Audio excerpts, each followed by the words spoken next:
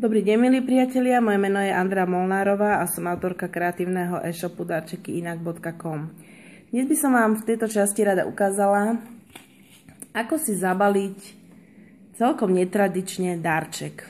Zabalíme si takúto obyčajnú krabičku, je to naša zdravá rejšikáva, čistá čierna. Aby sme to nebalili tradične do nejakého papiera, tak som zvolila takýto obyčajný hnedý papier, úplne obyčajný sáčok. A druhá vec, čo si dnes ukážeme, bude výroba takýchto ružičiek. Jednoduchých papierových ružičiek, ktorými potom si ozdobíme ten balíček a ktoré vy budete môcť využiť potom na akúkoľvek ozdobu, na akúkoľvek prácu. Takže najprv si pripravím kávu, dám do sačka.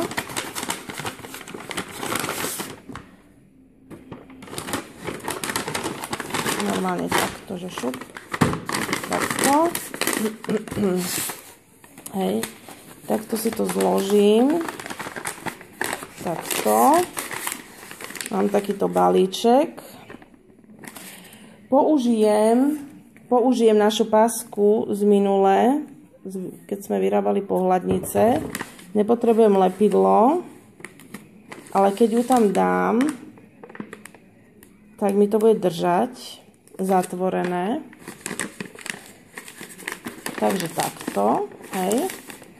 A teraz už z ktorej strany sa nám to bude viacej páčiť, z tej budeme v podstate, z tejto ozdobíme. Takže úplne, ja som kľudne za, mne sa to páči odtiaľto. Vystrihnite si kúsok nejakého papiera, niečo, čo budete slúžiť ako menovka. Hej, kde napíšete, komu to je. Ja si vyberiem napríklad, napíšem si na papier,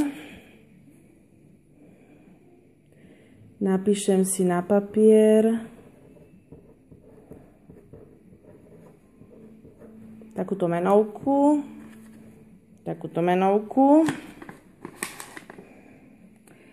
ktorú kľudne už to môžeme aj prilepiť a potom tou ružičkou dozdobíme.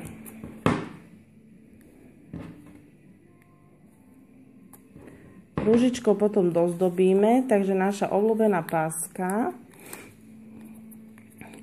páska, zase kreatívne, kdekoľvek.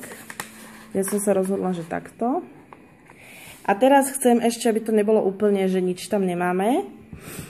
Tak ideme si spraviť ružičku. Ako sa robí ružička? Nájdete si nejaký papier. Ja používam tieto scrapbookingové papiere, čo sme lepili aj na pohľadnice. Toto je konkrétne rozmer 8x8. Čím je menší rozmer, tým sú menšie ružičky. Čím je väčší rozmer, tým sú väčšie ružičky. Takže ideme si ukázať, ako sa taká ružička robí. Tento štvorčekový papier si obstriháme do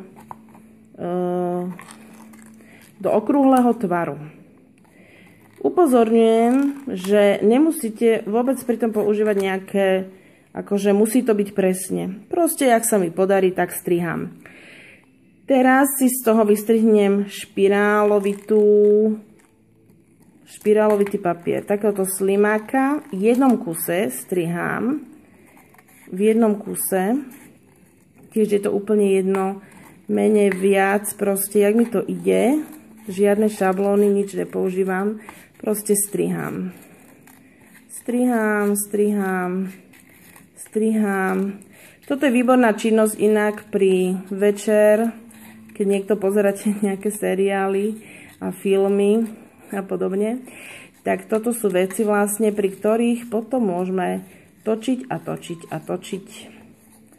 Pretože na to vlastne nemusíte pozerať, na to už len takto dokončíme. Takúto špirálu máme z toho.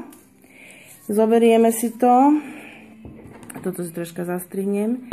A ideme si to stáčať dovnútra, ako je ten vzor, tak dovnútra vzoru. Tuto musíme dobre začať, aby sme mu spravili tej kvetinke vlastne taký púčik. Hneď ukážem. Takže môžeme si to troška, to je stred púči kvetinky. A vlastne už, jak to máme takto uchopené, tak točíme, kým to celé nezmotáme. To je celá činnosť. Takže to je super pri tom akože pozerám, počúvam, no asi už moc nebudem čítať, asi nie. Ale keď niečo pozerám, proste takto to točím. Navíjam to nadstrihnuté. Takže trvá nám to minútku, dve, kým takú kvetinku utočíme. Takže keď máte čas, vystrihnúť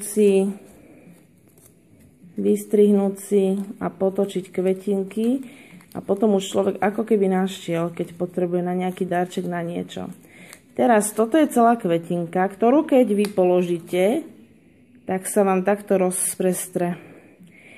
No a už to je vlastne, my už len zoberieme obyčajné lepidlo, troška si ju tak upraceme, jak potrebujeme a vlastne tuto zo spodu dáme viac lepidla a nalepíme a zlepíme. Ona sa vám už nerozpadne, takže sa nemusíte toho báť.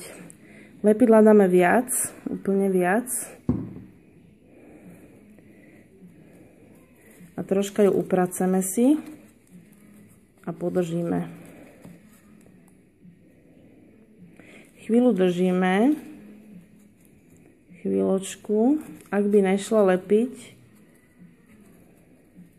troška sa s tým človek musí pohrať, ale už keď chytí ten gríf a robí piatu, tak už je to úplne, že super. Potom ich väčšinou nechávam doschnúť, tie ružičky, buď tak, že ich otočím na druhú stranu, hej, takže takto. Nech to uschne všetko. Takže toto je výsledok. Takáto ružička, ktorou vlastne ozdobím ten balíček. Zase si len nalepím tento kúsoček. Aj dva môžem. A môžete zdobiť, čo len chcete týmito ružičkami. Môžete si ich vyrobiť, koľko len chcete. Menšie, väčšie. No potom samozrejme by sme to našli. Musíte to dobre prilepiť, aby vám išla. Inak to môžeme kľudne aj lepidlom spraviť, hej. To nemusí byť toto páskou. Zdalo sa mi to jednoduchšie. A to je jedno. Tu, kde sa mi to páči, hej. Tak povedzme sem ozdobím. Takže mám kvetinku papierovú vyrobenú. Takéto krásne. Darček. Zabalený. Môžete akékoľvek farby použiť. Takže kvetinky ľubovoľne môžete tvoriť. Takže to je na dnes všetko. Teším sa na budúce. Ahojte.